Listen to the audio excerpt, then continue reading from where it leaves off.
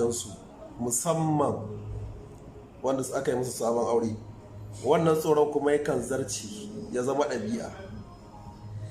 Babban abin da ya sa mata ke jin tsoron jima'i, mace idan ka rabo ta sai ta ji ba ta so, mace idan ka kusanto ta sai ta ji kamar za ta sa hannu a kai ta ce wayyo Allah, mace daga ka kuso ta sai ta ji haushinka take ji, wata fada za a yi da ita kamar dambe inda aka zo jima'i. Me yake kawo wannan? Menene asalin shi? Wallahi wasu ba wani jinnu, wasu ba magana wani jinnul ashik, babu wani maganar sarkin rafi, babu wani maganan dalilin da ke kawo mata jin tsoron jima'i. Abu ne yakan samo asali tun daga dauri, abu ne yake samo asali tun daga baya. Allah ya mana gafara, irin 'yan matanmu na da har yanzu akwai su suna nan da yawa, ba wai mun ce sun kare ba, wanda bata taba sanin wani ɗa namiji ba sai mijinta na farko. To idan aka yi rashin sa'a, shi mijinta na farko ba shi da ilimi, bai san shi ma yanayin yadda ake ɗabi'antar da abin da ya shafi saduwa ba, sai ga an samu babban matsala. Abin da ke faruwa shine wajen kauda budurcin mace a nan ake samun matsala, kamar matsalolin yanzu da suke faruwa cikin al'ummarmu na ɗaukewar sha'awa, na ɗaukewar ni'ima, kuma ga maganin an kasa gane maganin. Ba sai mun haɗa magani mun baku kun sha ba wannan matsalar za ta kawa, ku ne maganin. Akwai ababe da dama da za ku aiwatar tsakaninku ba a yi. Waɗannan wasu abubuwa ne za ku ji su dalla-dalla, dalilin da ke sa mace jin tsoron jima'i. Shine abin da ke kawo mace ta ji tsoron jima'i, shine ta yadda ake fara saduwa da ita a lokacin da suka yi aure. Wannan shine babban dalilin.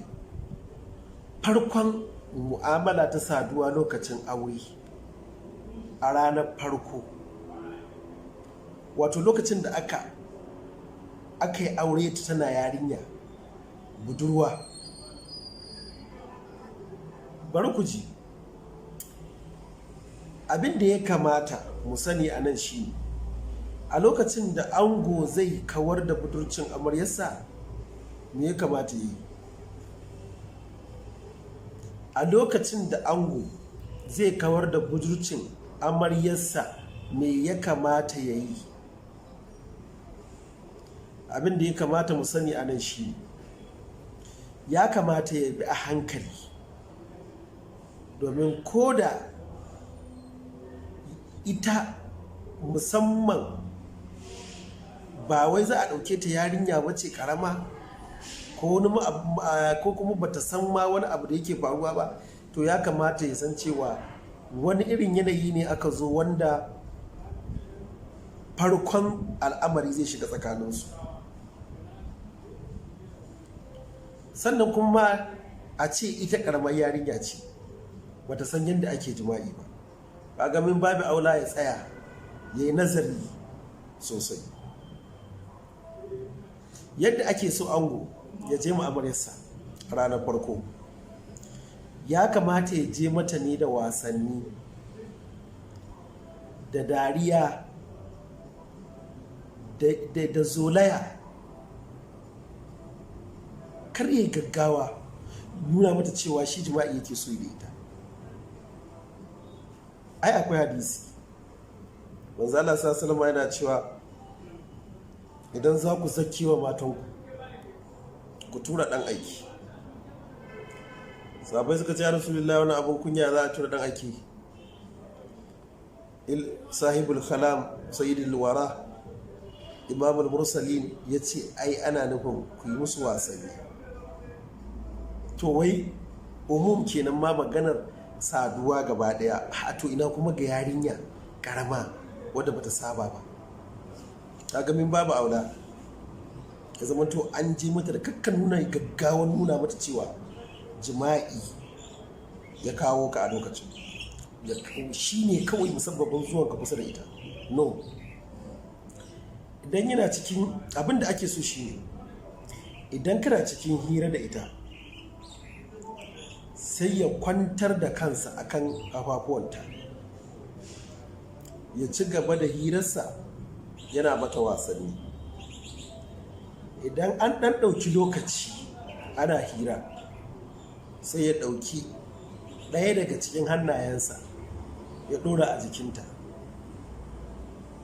sannan ya ci gaba da wasa da jikinta a hankali. Hannunka za ka ɗauka ka sa a jikinta kana wasa, ka taɓa mata hanci kana zolayanta, ka taɓa mata kunne kana zolayanta, kana abinda ake so kenan. Ya ci gaba da wasa da ita kuma a hankali. Daga bisani idan wasa ya ci gaba da wasa sai ya fara cire mata kaya a hankali, sai ya rika wasa da sassa na jikinta, abin da ya shafi cibiyanta da kuma wasu gurare. Yana ɗan yin sama-sama da hannunsa kaɗan har zuwa ƙirjinta a hankali.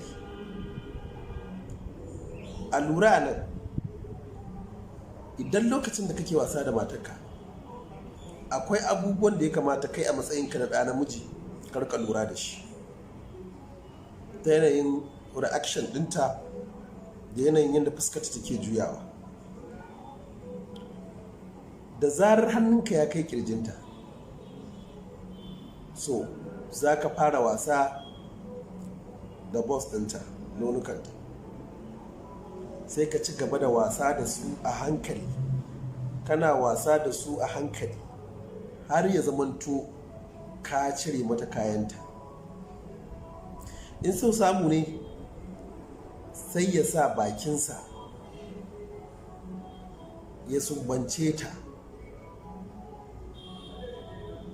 A lokacin ne za ka lura sha'awarta ta fara tafarfasa.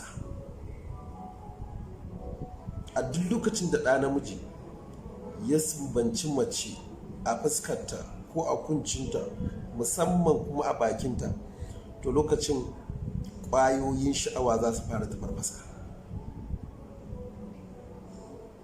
To idan ka ga haka, kakkai ƙoƙari na cewa za ka sadu da ita, ka rabu da ita, ka danne a matsayinka na ɗa namiji, ka yi juriya, ka jajirce domin ka ɗora ta bisa wani asas wanda za ku ci riba shi nan gaba sosai, ba wai yanzu ba.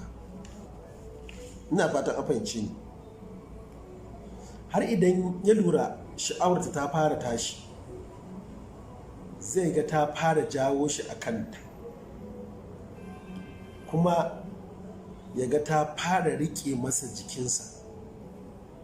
Hakan alamu ne na cewa sha'awarta ta fara motsawa, kuma tana so a fara jima'i da ita. To abin lura a nan shine, ko da sha'awar mai gida ta tashi, to ya yi ƙoƙari namiji ya danne ta wannan sha'awar tashi, ya ci gaba dai da wasa da ita, yana tsotsar bakinta ko nonukanta, sannan dai da abubuwa wanda ba za mu ta fayyace su ba. To abin da ake so a nan shi, a yayin da reaction ɗinta kan lura ga yanayin canza, idanta ya canza, fuskarta ma fata fuskarta ta canza, gashin kanta zai ga ya canza, sannan jikinta gaba ɗaya zai canza. To ka lura da kyau, a lokacin da ka ga wannan gabar ta zo, me ya kamata ka yi? Bacin dama ka gama cire mata kaya, kuma duk wani lungu da sako da ke jikinta tudu da gangare da ke jikinta duk ka bi shi a hankali, to kar ka sake ka sadu da ita. Me ya kamata ka yi? Ku biyo ni a bidiyo na gaba, za mu ƙara shi muku yadda ya kamata ka yi, da kuma irin addu'o'in da ya kamata ka yi, da kuma irin neman tsarin da ya kamata ka yi, da irin kuma natijar da za ta biyo baya. Kar a manta da subscribe da sharing da comment. Ina muku fatan alkhairi. Ku biyo ni a wannan bidiyo na biyu.